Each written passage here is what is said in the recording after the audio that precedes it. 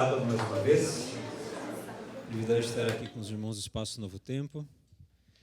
Hoje nós vamos conversar um pouco de uma forma talvez mais sistematizada, da maneira como eu gosto, até um pedido que foi me feito, um assunto que muitas vezes pode passar despercebido. Então, assim, a igreja funciona como uma escola. E quando a igreja funciona como uma escola, é gostoso pensar nesse quadro, porque você tem a liberdade de se aprofundar e realmente ensinar o conteúdo e trazer, bom, sem pretensão alguma de ensinar também, porque quem sabe tudo é Deus e a gente está aqui como instrumento, mas na pretensão, sem você ficar naquela pretensão de muitas vezes ouvir ao longo da sua vida cristã, sermões, e você fica sempre resvalando e o âmago da questão nunca é tratado. Isso é muito importante para o crescimento da igreja, é muito importante. É muito importante que nós tenhamos conhecimento das doutrinas. Até 2 Crônicas 20:20, ele fala: credes no Senhor Deus, sereis seguros, credes nos seus profetas e prosperareis. Então hoje, assim, de uma forma diferente, nós vamos conversar sobre a autoridade dos escritos de Ellen White e por que isso é importante ser falado hoje. Eu tenho notado nas minhas andanças por aí, né, nas audições, né, vídeos, redes sociais, eu tenho percebido que o povo de Deus, o mundo cristão no geral, tem estado muito preocupado com o tipo de conteúdo de alimentação que as ovelhas dos rebanhos têm se alimentado. Realmente, hoje em dia, você tem uma série de pessoas que se levantam nos púlpitos. Isso é muito bom, porque o cristianismo tem sido difundido, igrejas têm sido abertas, mas, ao mesmo tempo, isso significa que não está sendo trazida a mensagem com a qualidade da qual Deus queira que seja feito. É por isso que, ao longo das eras, Deus tem trabalhado para que a sua igreja, o seu povo, aqueles que professam o nome de Deus, tenham sempre um norte, como o próprio texto que uma vez o Sr. White escreveu, que sejamos fiéis como a bússola ao polo, para que tenhamos realmente discernimento consoante as eras, a fim de que as pessoas possam realmente entender o que é a Bíblia. Veja só que maravilha, a Bíblia, escrita num período aí de quase 4.000 anos, ela é tão atual para nós quanto foi nos tempos de Jesus. Dentro dos contextos, tanto foi na Idade Média, Idade Moderna, nosso mundo pós-moderno. Mas nós precisamos entender esse tema sem nenhum preconceito, se você tem, sem nenhum pé atrás, para entender que Deus suscita mensageiros e mensageiras para que a sua palavra seja explicada, seja perfeitamente compreendida. Porque a Bíblia fala também, quando numa profecia, o povo se corrompe. E assim, não posso me demorar por causa do horário, mas a profecia, palavra profética, mensagem do mensageiro de Deus, não sei como você já leu ou os sinônimos que você possa encontrar, profecia não se limita a pessoa que preveja algo futuro, videntes, pessoas que veem o futuro. Pelo contrário, a profecia é a mensagem de Deus, o profeta é o mensageiro de Deus. Ele conversa com Deus de diferentes formas. Deus passa para essa pessoa, pode ser homem ou mulher, por isso que eu enfatizo isso, passa para essa pessoa diferentes assuntos, tópicos, das mais variadas formas. Deus não se limita a uma forma de ensinar, Deus não se limita à nossa forma limitada de compreensão. Mas a palavra de Deus, ela tem que ser compreendida, a profecia tem que ser compreendida, porque hoje em dia, quando você fala de profeta, pessoa que fala com Deus, você vê deturpação que já não é do nosso período, mas em Deuteronômio, por exemplo, Deus já falava com o seu povo, alertando: olha, cuidado com aquele que lê a mão, aquele que conversa com os astros, aquele que fala com os mortos. Quem, por exemplo, frequentou o mundo do espiritualismo, que é um conceito mais genérico do que o mero espiritismo, pode ser o espiritismo, candomblé, umbanda ou mundo desse tipo, sabe que a prática litúrgica principal o clímax é a conversa com os mortos. Quem veio desse mundo sabe desse ambiente. Isso não é o profeta, porque conversar com o morto não vem de Deus, porque morto não fala, são demônios, a Bíblia fala isso. Então, na autoridade dos escritos da Sr. White, a Bíblia ensina que haverá verdadeiros profetas nos últimos dias da terra.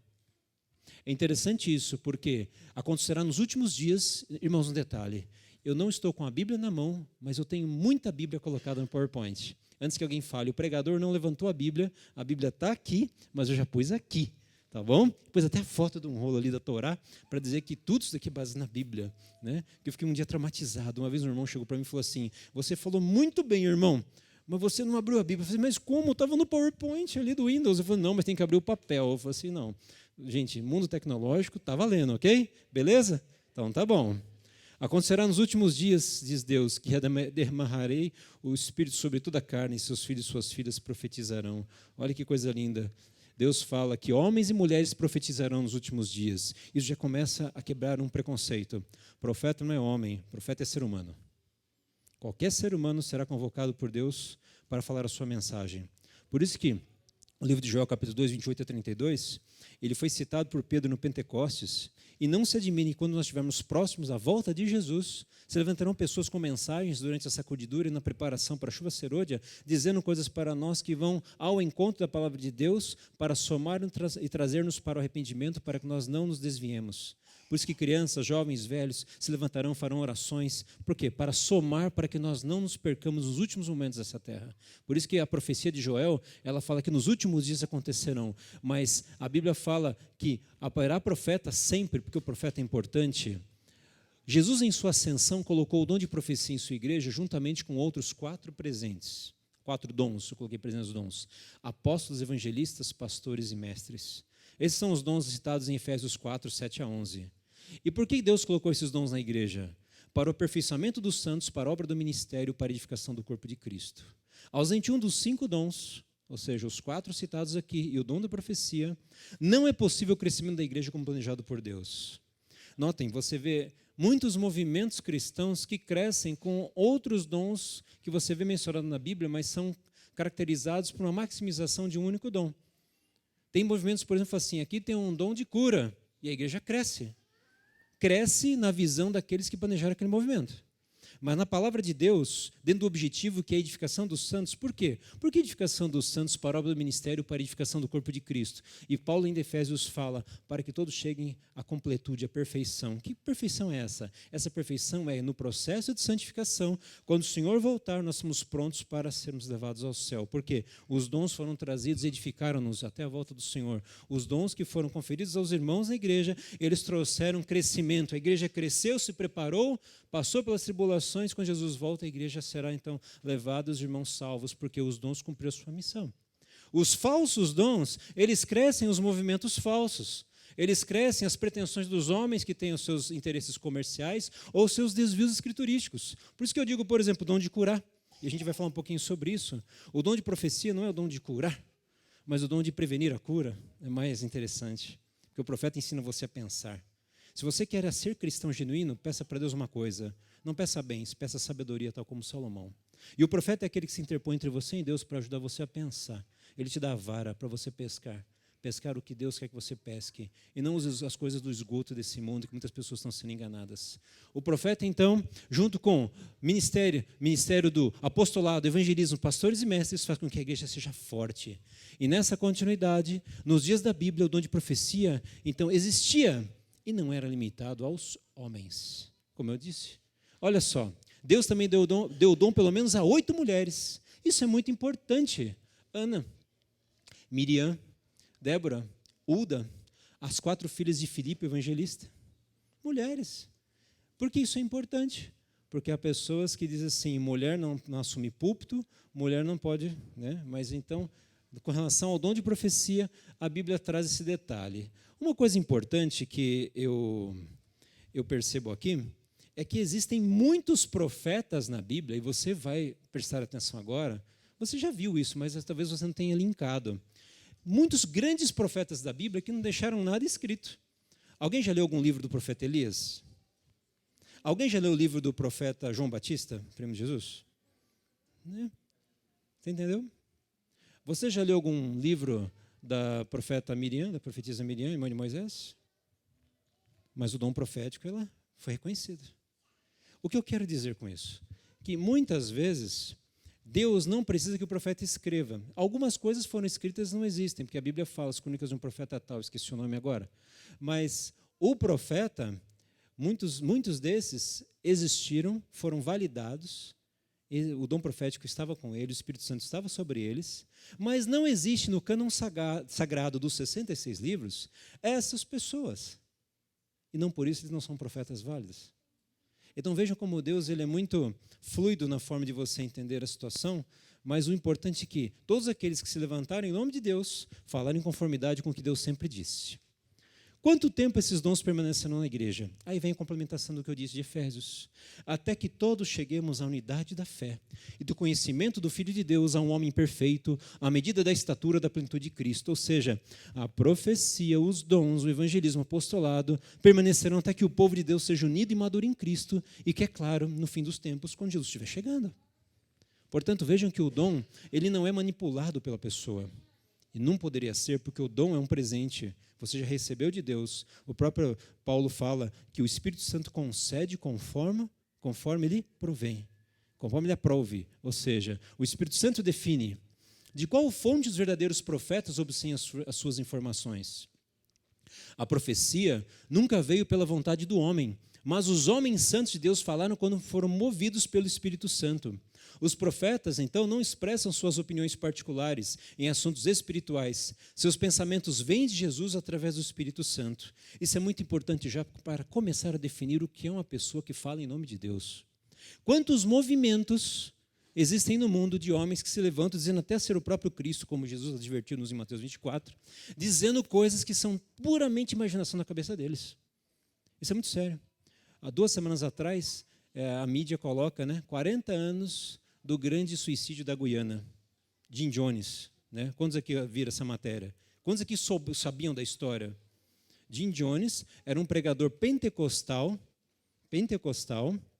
americano, com uma tendência marxista, porque ele pensava sempre em comunidade, em dividir tudo, ideias de homens, isso não vem de Deus, marxismo não vem de Deus, as coisas não vêm de Deus.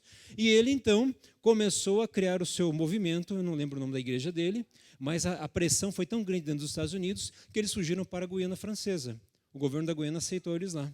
Quando a coisa já estava muito difícil, naquele movimento dele maluco, que as pessoas eram prisioneiras, tinham guardas armados e tudo, ele falou assim, olha, está na hora de a gente ir embora. Todo mundo toma remédio, tomar um suco de laranja com cianeto, acho que era, cianureto, não sei, e vamos se matar, suicídio coletivo. E quem não tomasse esse veneno, eles matavam na bala, ou esfaqueados, coisas assim. O fanatismo leva a isso. Nos idos dos anos 90, no Texas, David Koresh, que é um ex-adventista, no rancho do Apocalipse, doido varrido.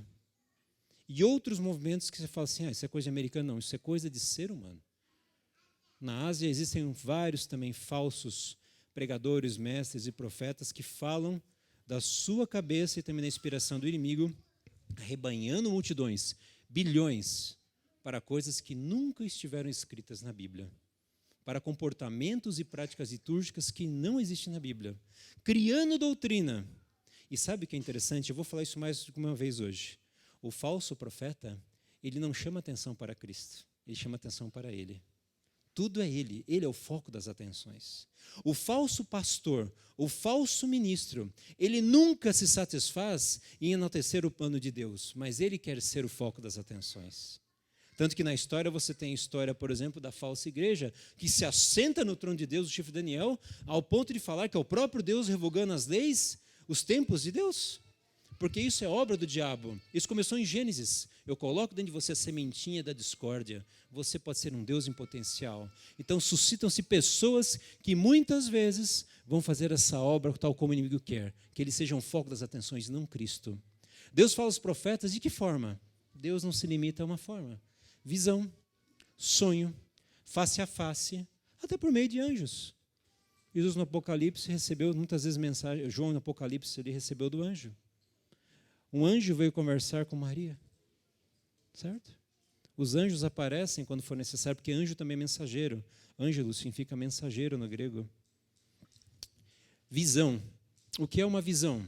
A pessoa está acordada e ela é tomada em visão.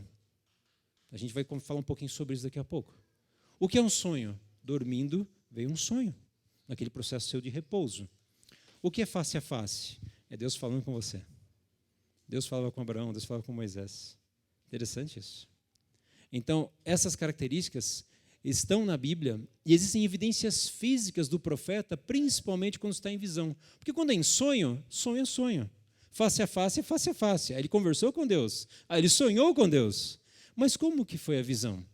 Nós extraímos do profeta Daniel, como aconteceu com ele.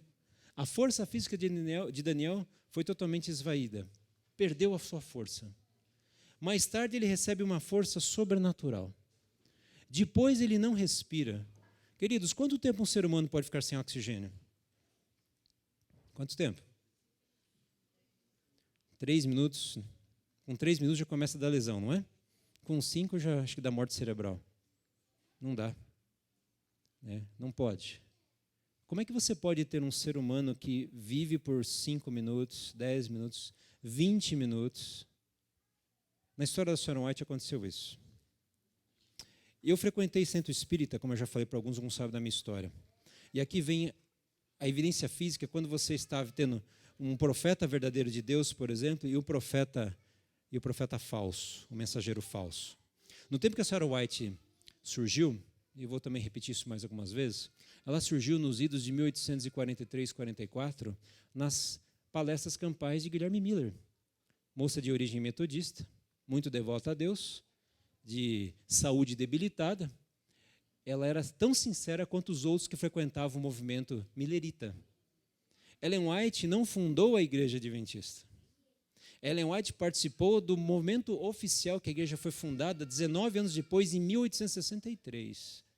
Mas durante o desapontamento de 1843 e 1844, Ellen White fazia parte daquela numerosa multidão de batistas, presbiterianos, episcopais, metodistas e toda sorte de cristãos no Novo Mundo que estavam aguardando uma revelação de Deus. Por quê? Naquelas 3 primeiras décadas, as 4 primeiras décadas dos anos de 1800, nos Estados Unidos, estava tendo uma efervescência, uma busca pela palavra de Deus.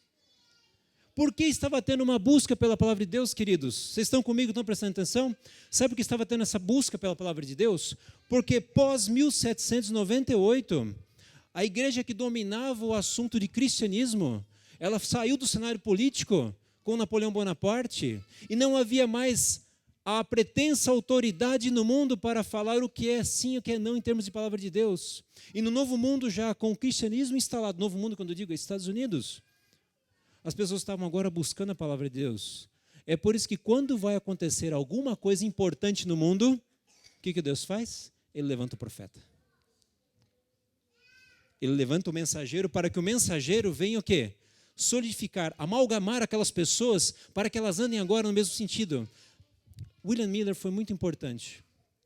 William Miller foi muito importante na palavra de Deus. Sharon White fala que um anjo guarda o seu túmulo. Ele não errou a data, ele errou o quê? O evento. A data estava correta. Jesus não poderia voltar na época dele. Não poderia voltar na época dele, porque a profecia tem um tempo certo. Há acontecimentos previstos na palavra de Deus que o reloginho do Senhor determinam, e não o homem que vai alterar. Além do que você percebe a imaturidade do mundo naquela época. Mas o senhor Guilherme Miller, ele estava ali pregando com toda sinceridade, e ele foi uma pessoa que foi reconhecida por Deus. Por isso que um anjo guarda o seu túmulo para o grande dia da ressurreição. A Sharon White aparece no cenário de 1844, no mês de dezembro, quando numa reunião de oração, com 17 anos, ela tem a sua primeira visão. E nessa sua primeira visão começam os sinais característicos que vocês veem aqui acontecer. Como eu disse, eu fui espírita. No espiritismo, e eu não quero aqui ressaltar a coisa do inimigo, porque aqui é a casa do Senhor, mas o inimigo, ele é incapaz de tirar a vida e retomar a vida numa pessoa. Por isso que você vê no showbiz religioso que tem televisivo, em alguns canais de televisão, e no mundo religioso de terreiros de umbanda, centros espíritas, não sou preconceituoso, por favor, está gravando isso daqui. Isso não é preconceito, isso é apologia religiosa, estou no meu direito religioso de defender a minha fé. Não estou incitando o ódio, não estou incitando a luta religiosa, isso é muito importante. Eu trabalho com liberdade religiosa e a gente tem que lembrar disso. Mas as doutrinas, os dogmas da nossa fé, nós temos liberdade para falar. Se eu falo que aquilo vem do diabo, eu não estou ofendendo alguém no ponto de impedir-me de falar o que eu penso. Agora, se eu incitar a congregação para falar, temos que acabar com aqueles que creem diferente de nós, isso eu não posso fazer. Porque isso não é liberdade no Estado democrático de direito. Mas eu falo isso por quê? Porque nós estamos vivendo um período muito delicado, em que valores como moral, orientação sexual, família e religião estão sendo discutidos pelos nossos juristas máximos da nossa Suprema Corte. Estamos vivendo um período muito difícil. E nós temos que orar para que nós tenhamos a liberdade para terminar a obra de pregação do Evangelho. E o que acontece? Essas pessoas, então, quando estão tomadas pela possessão demoníaca consentida, que é a possessão demoníaca no centro espírita, essas pessoas respiram. E eu vi isso em casa, acontecia na minha casa, na sala da minha casa. Essas pessoas não deixam de respirar. Essas pessoas bebem, essas pessoas fumam, essas pessoas estão sendo usadas por um poder. Agora o profeta de Deus não, porque o doador da vida, ele faz o quê? O doador da vida, ele tira o fôlego de vida, mas ele faz uma obra sobrenatural. Você já imaginou uma pessoa com a pálpebra aberta por mais de 20 minutos? O que acontece com o olho? O que acontece com o nosso globo ocular? Você vai ficar cego. Como que pode a pessoa voltar com perfeita visão? A senhora White tinha 17 anos, pesava cerca de 35 quilos. Era frágil de saúde. Viveu mais de 70 anos. Foi até os 87 anos, se não me engano. Mais 70 anos ela viveu. Mais de 2.000 visões. Mais de 2.000 visões. A primeira foi em dezembro de 1844, após o desapontamento que Jesus não veio, e começou a vir a revelação. E os sinais do profeta verdadeiro estavam acontecendo. E eu me demoro aqui um pouquinho, por exemplo, na grande imagem que vocês têm dela segurando uma Bíblia de cerca de 10 quilos, 7,5, 10 quilos, era em libras, eu não converti em libras isso, mas ela segurava uma Bíblia que era 1/3 do peso dela.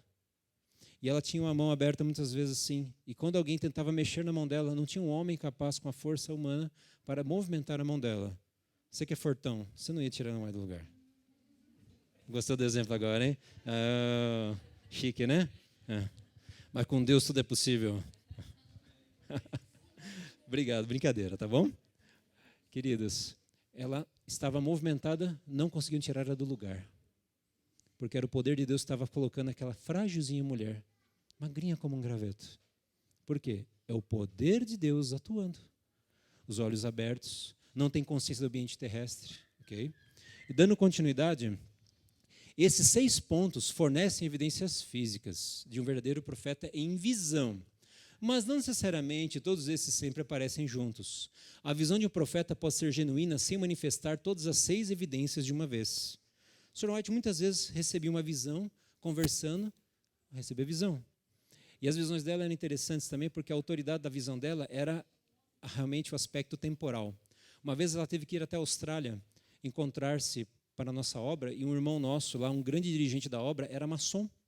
E a maçonaria não condiz com a igreja adventista. E esse irmão maçom era um líder muito proeminente.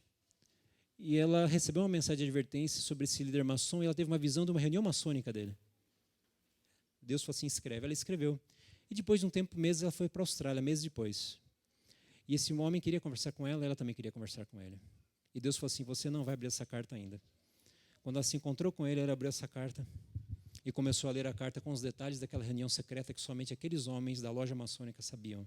Ele ficou espantado, porque a senhora White, além de contar um fato que aconteceu há muito tempo atrás, e naquele tempo não tinha internet, ela era na carta, era no vapor, no lombo do burro, no pombo correio, ela trouxe a carta em mãos e falou assim, eu trouxe para o senhor isso daqui como uma advertência de Deus, para que o senhor defina a sua vida, saia da maçonaria. E além do que, ela fez os sinais maçônicos típicos, que hoje já virou normal, mas uma mulher, a maçonaria não aceitava mulher na época, uma mulher, e fazendo sinais maçônicos, ele falou assim, não tenho dúvida que isso veio de Deus. Essas coisas aconteciam muitas vezes para que a igreja fosse despertada, porque o mensageiro, ela não gostava do nome profeta, ela gostava do nome mensageiro. Tá ok? Muitas vezes isso acontecia para que a igreja, então, naquele momento, não se desviasse. Por isso que a operação de grandes sinais e milagres não é obra de Deus, necessariamente.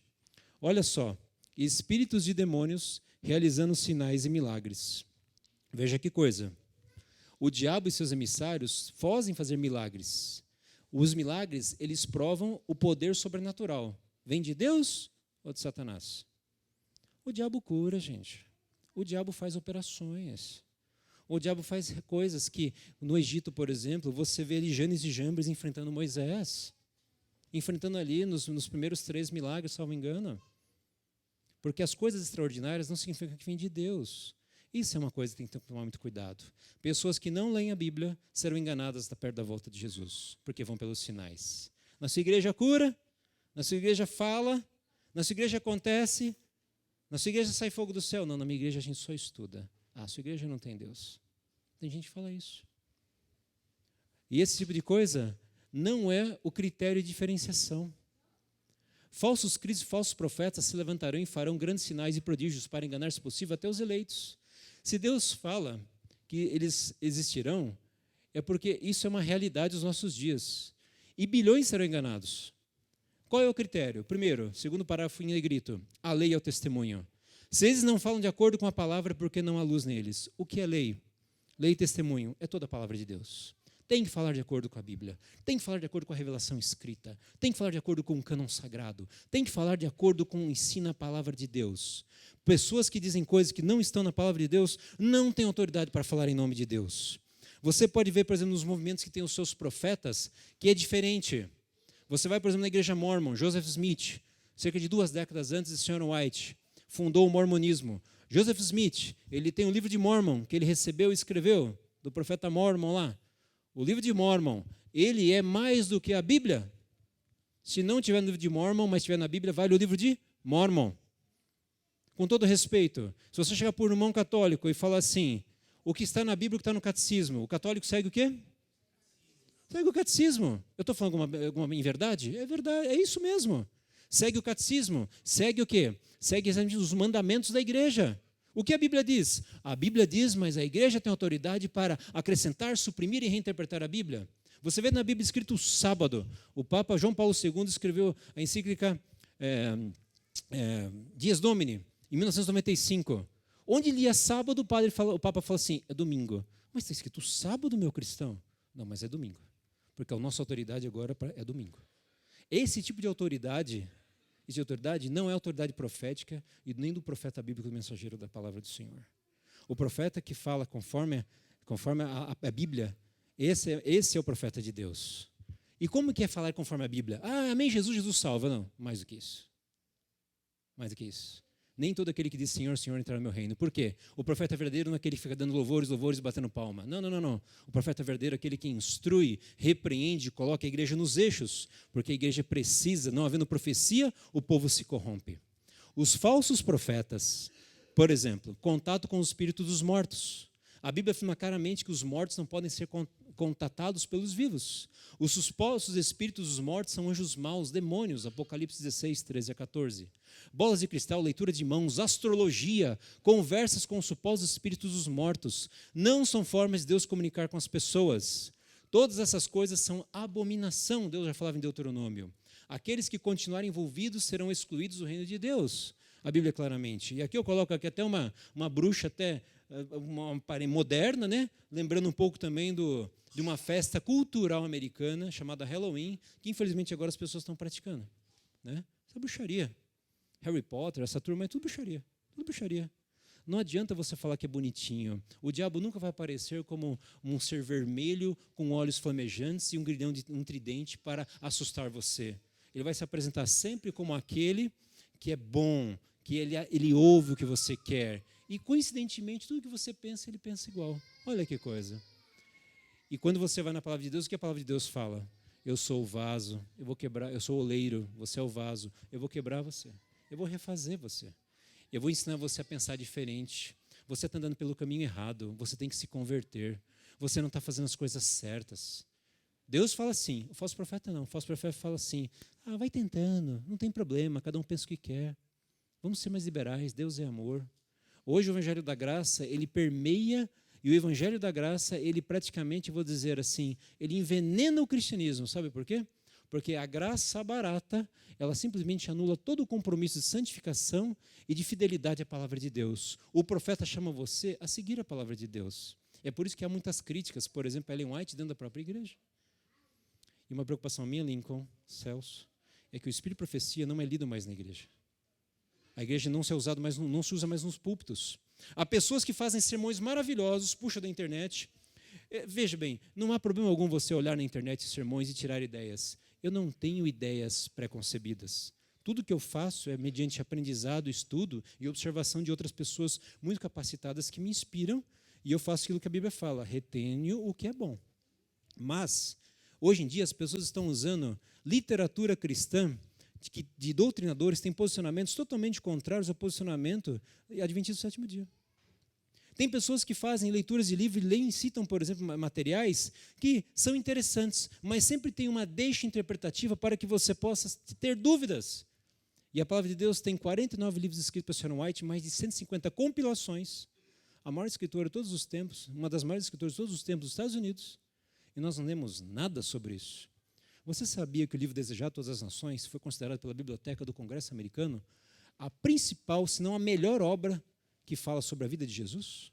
A Biblioteca do Congresso Americano, há cerca de 40 anos atrás, declarou: a melhor biografia de Cristo é o livro da Sra. White, O Desejar de Todas as Nações.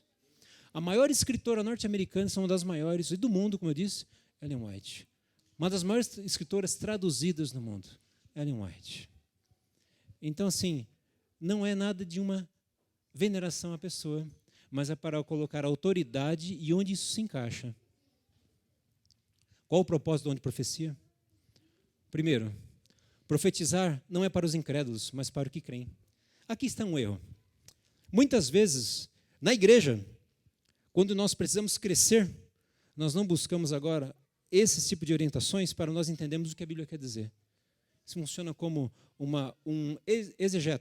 exegese, a ciência da interpretação. A hermenêutica, o profeta é um hermeneuta, aquele que ajuda você a interpretar a palavra de Deus, a contextualizar. Então, por isso que profetizar é para os crentes. O que significa? Dentro da igreja, para a edificação da igreja, como Paulo fala, para o crescimento do corpo de Cristo. Você não prega para as pessoas espírito de profecia lá fora. Você não faz evangelismo de Ellen White. Nós não temos teologia whiteana, como John Wesley, por exemplo, como Calvino. A gente não tem teologia whiteana. Não existe aqui na Igreja Adventista isso. Isso não existe. Ela se coloca e sempre se colocou numa posição: eu sou a luz menor para que você olhe a Bíblia como uma lupa. Olhe a palavra de Deus e a palavra de Deus te responderá. Eu estou conduzindo você. Dentro do contexto dos anos de 1800, nos Estados Unidos, ela serviu como uma forte interpretadora da Bíblia para ajudar naquela confusão pós o movimento da decepção dos mileritas. Mas não foi ela não criou a Igreja Adventista. Muitos dizem por aí, a Igreja Adventista foi criada porque ela um dia teve uma visão e criou a Igreja Adventista. Não. O movimento adventista foi criado num movimento que eu chamo de movimento centrípeto. As pessoas vieram de fora para dentro. A Igreja Adventista não foi formada por brigas religiosas. Ela foi formada por união religiosa, por harmonia de pensamentos, pela busca pela verdade. As pessoas estavam interessadas em se consagrar. E agora o que faremos? Quando começaram a orar, ela teve visão em dezembro. Mais para frente, outros na história do Adventismo surgem. E nem o sábado foi ela que teve a visão do sábado. Nem ela guardava o sábado, porque não sabiam do sábado. Duas pessoas contribuíram para a verdade do sábado. Uma moça batista do sétimo dia, que existe, ela trouxe a verdade. E depois o capitão Bates, José Bates, que estudou sobre o sábado. E daí ela começou a entender também. Veja, mas ela não era profeta? Queridos, o profeta não é um Deus. O profeta é um ser humano que quando Deus quer, usa ele. Quando não quer, fala. O profeta precisa de santa ceia, é pecador, e se ele não se aprumar, ele erra. O profeta Natã, uma vez chegou para Davi e falou assim: o senhor vai fazer as coisas de Deus, porque o senhor é o grande rei. Deus falou assim: Natã, você fez errado. Davi tem sangue nas mãos, ele só vai juntar o material, mas é o filho dele que vai construir o templo. Dá uma olhada lá. Deus repreendeu Natã. E Natã tinha tido a visão que o rei faria, mas não era Davi. Dá uma olhada na Bíblia. Então isso não significa que o profeta perde autoridade por ele ser uma pessoa que falha. Pedro era profeta, sim ou não? Sim ou não, Pedro, gente, apóstolo Pedro? Pedro era profeta, está no cânon sagrado. E Pedro fez o quê? Negou Jesus, tentou cortar a cabeça de um. Era explosivo. Por quê? Ele é ser humano, gente como a gente. Então, o profeta tanto se beneficia, como também a igreja se beneficia para a sua edificação. A gente não prega, por exemplo, insistindo para as pessoas se converterem desde que você não coma carne. Existe, e tem gente que fala isso. Né? Tem movimentos dissidentes da igreja adventista que pregam o seguinte: para você ser adventista, você tem que ser vegetariano. Me fala para mim onde está isso na Bíblia. Isso não é bíblico. Está entendendo? Tem gente que fala assim: para você se santificar, você precisa, então, ter um regime de saúde, sabe? Veja bem, a igreja tem princípios, que a partir do momento que você se torna adventista, batizado, você vai seguir porque agora você tem orientação. Mas para aceitar Jesus, deixar de comer carne, isso não existe, tá bom? Olha lá, a Bíblia é clara: embora a mensagem de um profeta possa às vezes edificar o público, o principal objetivo da profecia é servir a quem? A igreja. Que segurança nós temos, caminhando já para o final? A igreja verdadeira de Deus terá o dom de profecia. Quando? Entre 538 e 1798, que foi a perseguição durante a Inquisição, que a mulher fugiu para o deserto, não haveria igreja organizada, nem teria como. Dominação papal ferrenha. Europa mandava tudo. Após 1798, surgiria e faria seu trabalho. Manteria os 10 mandamentos, incluindo o sábado do 7º dia, o 4º mandamento. Isso é um estudo sobre a igreja verdadeira. Teria um dom de profecia. Seria uma igreja missionária em todo o mundo. Sabe o que eu falo isso do missionário aqui? É muito importante essa questão do missionário. Quando você pega alguém de orientação calvinista, ele fala assim, eu vou deixar esse PowerPoint aqui para vocês, tá bom? Está aqui na máquina, se quiser, fica à vontade. Vocês estão tentando dar foco aí, né? Estou vendo que está sofrendo, Danilo. Não sofra não. Está aqui, vai ficar na máquina. O calvinista, por exemplo, fala assim, presbiteriano, se Deus te chamou e você foi predestinado para a salvação, não importa o que você faça na vida, você está salvo. Agora, se você está lutando para ser salvo e você não é dos escolhidos de Deus, não adianta lutar também que você está perdido. Queridos, não. A igreja verdadeira, ela é missionária porque todos foram chamados para a salvação. Todos têm direito ao céu, todos têm direito à salvação. Ok? Seria o ensino, letra F, né? Seria o ensino e a pregação da mensagem de Jesus nos 3 aspectos das mensagens evangélicas. Portanto, a igreja remanescente no fim dos tempos deve se encaixar em todos os 6 pontos. 7, né? Isso significa que o dom de profecia deve ser incluído. No final dos tempos, o movimento que chama o povo para a verdade bíblica total tem mensageiros, tem profetas para orientar nesse sentido. Olha só, que segurança temos para que não sejamos mais crianças, jogadas de um lado para o outro e carregados com todo o vento de doutrina, pelas artimanhas dos homens, na astúcia astuta da conspiração enganosa. Copiei errado aqui. Ele irá ancorá-lo espiritualmente. Você não será mais incerto, instável em suas crenças. Quando você ouve a palavra de Deus, onde tem profecia, você não tem dúvida quanto o que é adequado. Que tipo de versão cristã pode ter? O Sr. White fala. Qual é o tipo de coisa que eu devo fazer? Qual é o tipo de versão? Como deve ser a minha vida dentro de casa? Está certo que ela escreveu no século XVIII, século XIX para o século XX. Mas quanta coisa hoje atual. E mais coisa ainda para a gente dizer, e o tempo está, mais uma vez, sendo injusto comigo, né? Acho que eu falo muito às vezes. O apóstolo Paulo, em 1 Coríntios, fala também, compara os dons que Jesus deu à igreja, em partes. E qual parte do corpo é o profeta? A visão profética? Lá em 1 Samuel 9,9, vamos ao vidente. Veja, o vidente aqui não é aquele sentido pejorativo, mas aquele que vê as coisas de Deus. Um profeta às vezes é chamado de vidente, alguém que pode ver o futuro. Os olhos representam melhor o dom de profecia, entendeu? Aquele que enxerga para onde a igreja deve ir, enxerga para onde nós devemos ir. Quando não há profecia, é aquele que Jesus disse, se o cego guiar outro cego, ambos cairão em uma vala. Eu percebo movimentos cristãos que estão hoje lutando. A gente acompanha, não estou torcendo para isso, mas eu percebo, estão lutando com as respostas que teólogos e seminários teológicos no mundo estão buscando. O que devemos fazer para isso? Aí você vai nos livros dos 49 que nós temos, mais de 150 compilações. Olha, a igreja deve fazer assim, a igreja deve ser assim. Por isso que, por exemplo, na igreja adventista, às vezes tem algumas orientações, tipo, a gente não gosta muito de bater palma, pode perceber. O Sr. White falava isso. Não bater palma para as pessoas. Alguns falam bater palma para Jesus, mas geralmente as palmas, elas levam, por exemplo, a um certo hábito de você enaltecer quem está na frente. Por exemplo, no Ministério da Música, os cantores, a Sr. White preferia sempre a música de quarteto ou coral. Orientação com relação à música. Ela não está falando que não pode cantar solo, por favor. Não vão falar por aí que não pode cantar solo na igreja. Mas ela fala na orientação musical, a música do céu é o quarteto, ela diz. Mas quartetos e corais são as músicas preferidas para adorar a Deus, junto com o louvor congregacional, que a gente cantou aqui agora 3 vezes antes. 3 músicas antes. Por quê? Para evitar que você foque na pessoa, e tem toda uma razão por trás. É dela que diz que Satanás foi regente do coral celestial. Essas coisas você não prega por aí, mas quando você começa a estudar a palavra de Deus, você começa a entender por que a música é um dos pontos mais polêmicos na igreja. É um dos pontos mais também que canalizam as pessoas a se perder muitas vezes. Porque música é uma proposta que Satanás sabe e conhece muito bem de música, modelos musicais e outras coisas. As Escrituras ensinam claramente que todos os dons, inclusive profecia, devem estar na igreja nos últimos tempos. Apóstolos, profetas, evangelistas, pastores, professores e o dom profético. Dando continuidade. A igreja remanescente, no fim dos tempos, terá o testemunho de Jesus. Apocalipse 19:10 fala que o testemunho de Jesus é o espírito de profecia. O anjo disse a João que, em 19:10, que ele era conservo de João, um de seus irmãos que tem o testemunho de Jesus. E esse mesmo anjo, que é o anjo Gabriel, repetiu a informação idêntica a Apocalipse 22:9, dizendo, eu sou o seu conservo e de seus irmãos, os profetas.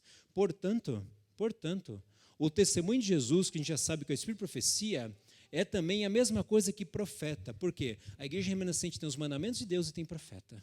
Tem mensagem profética.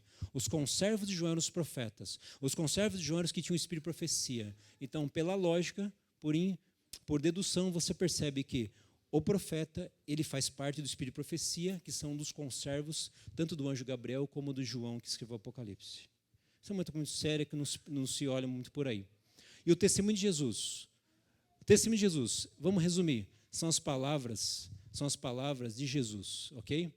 É o mesmo que o testemunho de Jesus são as palavras do verdadeiro profeta com uma mensagem especial de Jesus para nós. Eu não grifei ali, por isso que eu me perdi. Toda vez que você questiona o que um profeta faz, você está desabonando o próprio Deus. Salmo 105:15 fala: não façais mal aos meus profetas. Por que eu digo isso? Hoje tem muita gente que vem à igreja e fala assim: não, eu não quero ler fala assim dessa mulher. Não tem problema, você pode falar o que você pensar. Não deveria falar assim. Mas tem muita gente hoje que lê a Bíblia, quer ser um observante das 10 mandamentos de Deus, mas não está andando adequadamente nos detalhes. Por exemplo, guarda do sábado. Como que a gente aprende a guardar o sábado hoje no mundo moderno? As únicas informações bíblicas eram os judeus nos tempos bíblicos, e o povo judeu que vive até hoje com suas práticas culturais. Ela colocou bem claro como que é guardar o sábado, o pôr do sol, a fazer o que não fazer no sábado.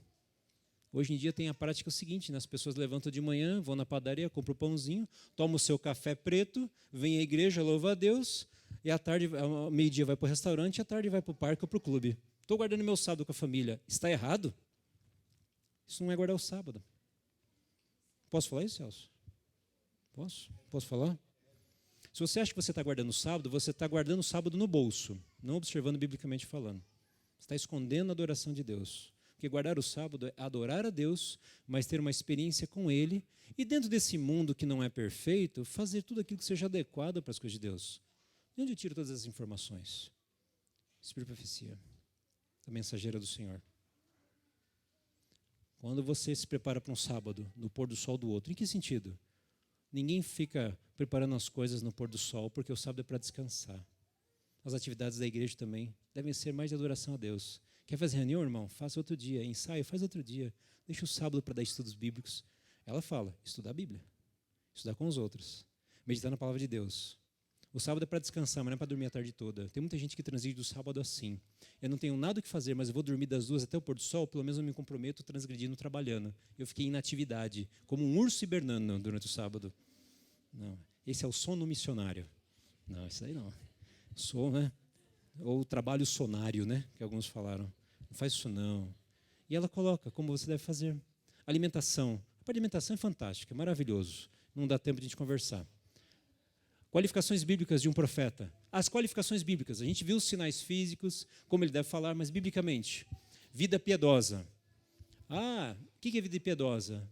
Tal como Jesus, a simplicidade, olhar para o outro, cumprir os mandamentos de Deus para com o semelhante. Muito importante isso. Não é aquela pessoa que faz assim, beija minha mão, se ajoelha para mim. João tentou fazer isso para Gabriel. Gabriel falou assim, não faça isso. Eu sou conservo teu. A gente não pode ficar enaltecendo o líder, sabe? A gente na igreja não pode ficar enaltecendo pastor, cantor, pregador. Parem com isso. Eu não sou melhor do que ninguém e também não sou, sabe, não sou nada. Nenhum que vem aqui. Se a pessoa fala alguma coisa de Deus e você foi tocado, louve a Jesus porque Ele colocou alguém para falar isso para você.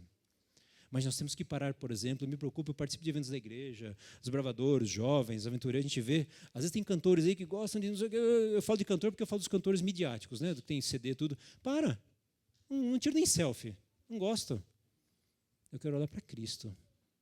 Se o pastor Luiz Gonçalves entrar aqui e eu der o púlpito para ele, tudo bem, ele assume, mas se ele falar assim, não, eu vou assistir, é assim que se posiciona muitas vezes. Quantas vezes eu fui pregar e o pastor da igreja falou assim, olha, não, eu vou sentar e vou ouvir. Sabe? A gente tem que entender que nós somos todos irmãos. A pessoa que tem que ser enaltecida é Jesus Cristo. E não precisa fazer uma imagem nem colocar uma cruz enorme, porque vocês aprenderam isso pela Bíblia. O profeta é que é chamado para servir a Deus. Ele fala, escreve letra C, em harmonia com a Bíblia. Ele prevê eventos que tornam realidade. A senhora White também escreveu, por exemplo, o terremoto de São Francisco. Ela falou. Primeira Guerra Mundial, Guerra Civil. Ela colocou. Alguns dizem até o 11 de setembro. Ela viu uma cidade grande como Nova York pegando fogo. não há problema algum. E ela previu Battle Creek, por exemplo, nosso primeiro sanatório, incendiou. Visões, sim. Reconhece e ensina a verdade completa. Esse item é importante. Perdoe meu tempo, mas eu não vou levar vocês muito tarde, mas a gente vai concluir, tá bom? Letra F. Reconhece e ensina a verdade completa sobre Jesus. Eu cito 1 João 4,2 que fala assim: aquele Espírito que confessa que Jesus veio em carne, esse é o Espírito que deve seguir. No tempo do profeta João, falar que Jesus veio em carne era uma das grandes questões para combater o docetismo. Uma heresia que falava que Jesus era um espírito, uma força, que ele era uma fumaça, então Jesus não era palpável. É por isso que João, na sua carta, ele fala assim: nós palpamos a Jesus. Eu pus a mão nele, eu dei a mão para Jesus, eu senti Jesus. Para João, aquela era a heresia dos seus tempos. Mas quais são as heresias hoje que um profeta verdadeiro tem que ser avaliado? Vinda real.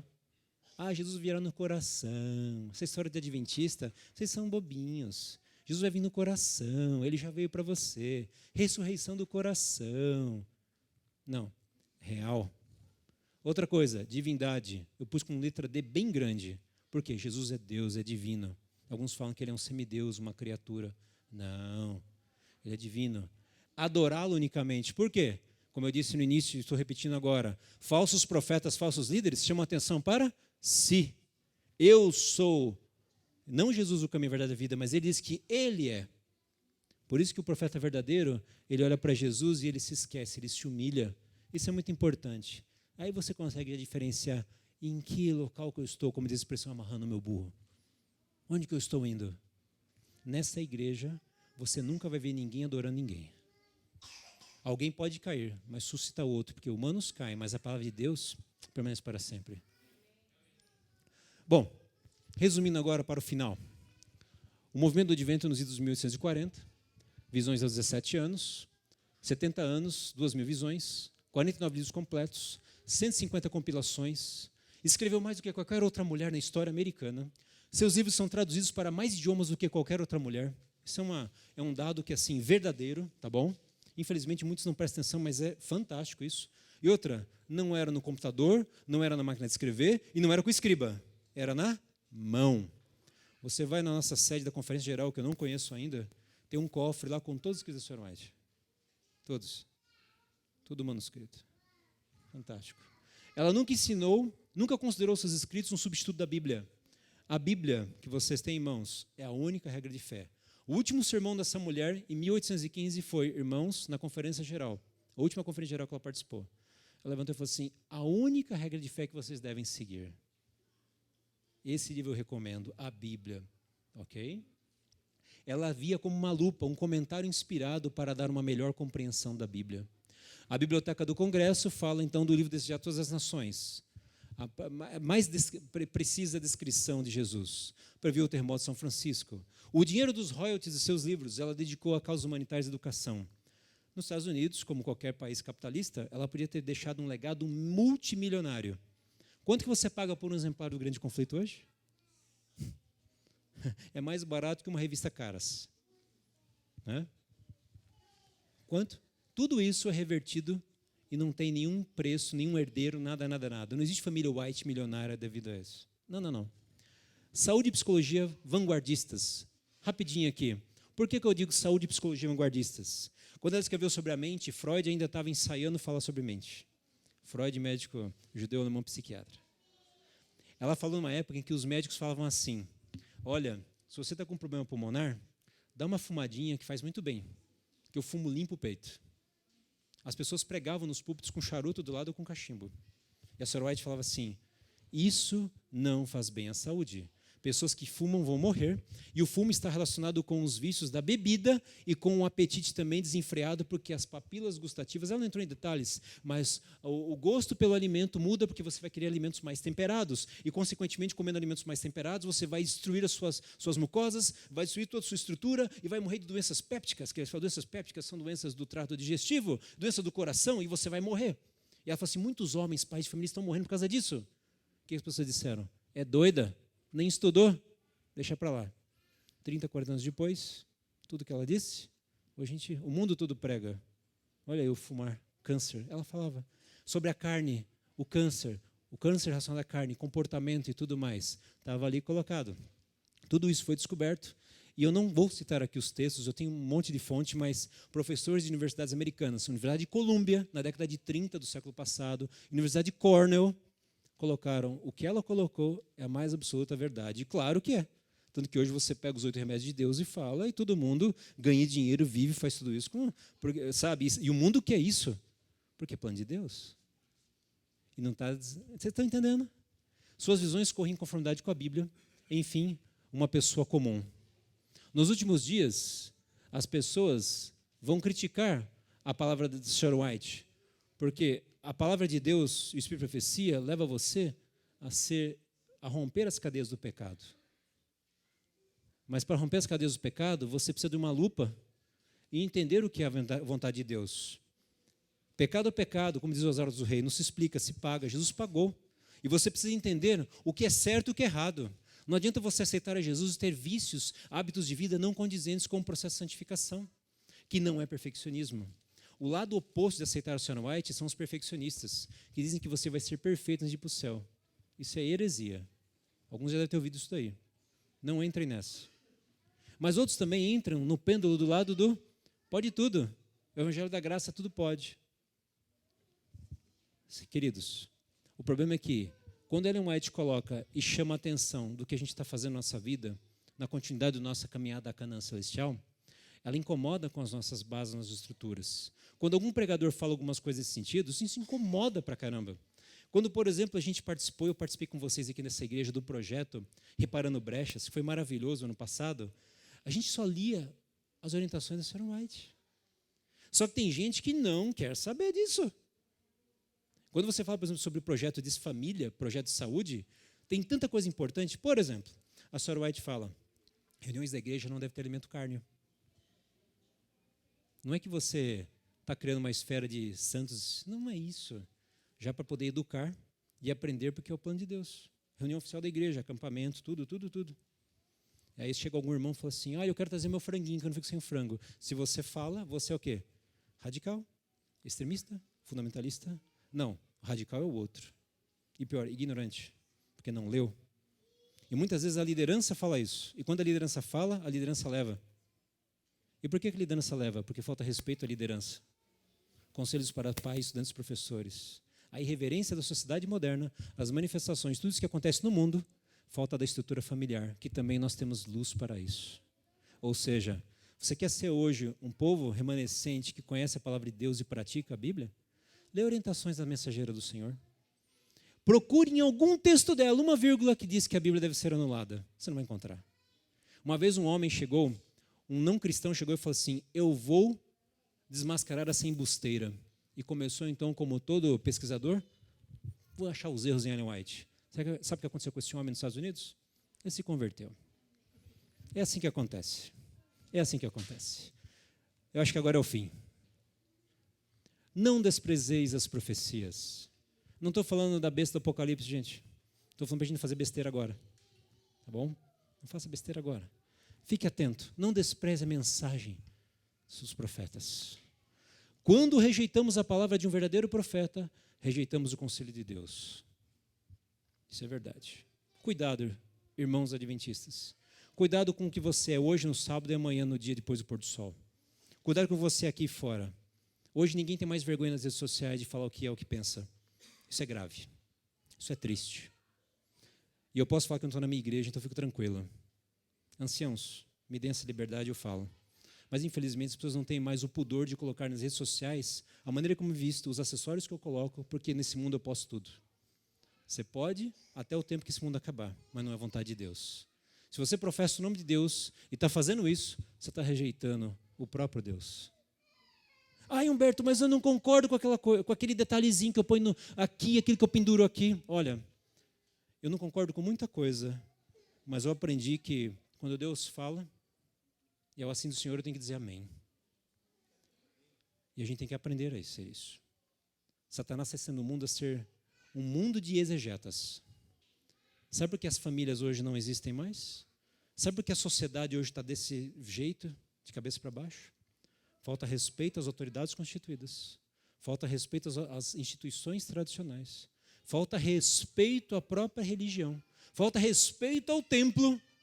falta até respeito às práticas. Por quê? Com tanta graça sendo colocada e tanto amor sendo difundido, acabou-se o respeito, acabou os limites, acabaram-se as regras, e agora a gente tem que fazer uma retomada e voltar. Isso é como um movimento pendular, às vezes por extremismo, às vezes por liberalismo máximo. Cuidado com o progressismo nas pregações, nos sermões, ou pessoas. Um dia uma pessoa chegou para mim e falou assim, não concordo nada com o que você disse. E eu estava falando sobre nada mais nada menos que o pastor Michelson Borges, que vai estar semana que vem com a gente lá. E a pessoa falou assim, esse Michelson Borges não fala nada com nada. Essa pessoa falou isso para mim. E eu disse, olha, o Michelson Borges, ele é uma pessoa, ele é uma autoridade da igreja. Ah não, olha só.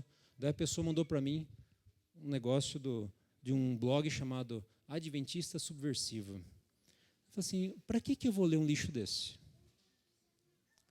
Para que eu vou ler sobre um cara que com certeza vai querer crucificar mais uma vez o meu Salvador? Para que eu vou ouvir pessoas que vão agora desmontar a igreja? Isso, vamos desmontar a igreja, vamos acabar com a igreja. O que vai sobrar para você, para sua família e para todos nós? Quem vai comandar? Onde você vai se congregar? Qual é o grupo que você está querendo formar, então? Qual que é a ideia maravilhosa que a pessoa tem? Nenhuma. Não sabe o que diz. Não lê. Não estuda. Nós temos que estudar a palavra de Deus. Eu falo com amor, queridos.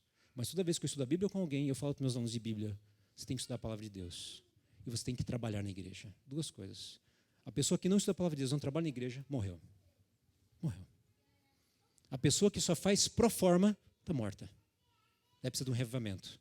Deus vai atrás. Mas chega uma hora que isso não vai ter mais. Vai chegar uma hora que isso acaba. A graça vai ser encerrada para complementar agora o reino da glória. A gente tem que parar de brincar de elástico. Tem uma hora que isso não vai acontecer mais. Tem gente que está brincando com a salvação. Terceira e última. Crede no Senhor, vosso Deus, estareis seguros. Crede seus profetas e prosperareis. Meu desejo e minha oração é que, com muito amor e carinho que eu falo para a igreja, queridos, que a palavra de Deus repercuta em suas vidas e que vocês possam usar essa luz menor, essa pequena lupa, para que você cresça, se desenvolva e sinta-se acolhido no reino de Deus e perceba a urgência da mensagem, porque Jesus está voltando. Esse é meu desejo e minha oração para vocês e tenham todos um feliz sábado. Vamos orar então, vamos ficar em pé.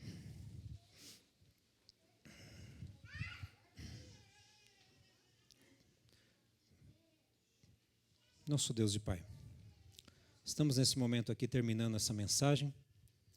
Peço perdão se em alguma coisa pensamos ou falamos errado, mas de tudo que foi dito aqui, eu peço que tenha tido a aprovação do céu para glorificar o nome de Jesus, para glorificar a Bíblia, a sua santa palavra, que foi escrita com o sangue dos profetas, que foi escrita com lutas e muitos choros de pessoas que sofreram, se abstiveram de muitas coisas, porque confiaram em Ti e creram para deixar para nós essa mensagem de amor, para a nossa preparação e para a nossa breve passagem por este mundo. O meu desejo e minha oração é que a Igreja do Espaço Novo Tempo, os irmãos e as famílias aqui representados, que todos sejam abençoados e despertados para a urgência da mensagem, para o despertamento para nos aproximarmos da palavra de Deus, para a nossa reconsagração, para a busca daquilo que é mais importante, para deixarmos de lado o mundanismo, para deixarmos de lado as nossas próprias opiniões, os achismos, o relativismo desse mundo, para nos focarmos naquela certeza absoluta do assim do Senhor. Esse é o meu desejo, o profundo desejo de oração que eu faço nesse momento com toda a comunidade. Nós dizemos a um só tom, amém, Senhor.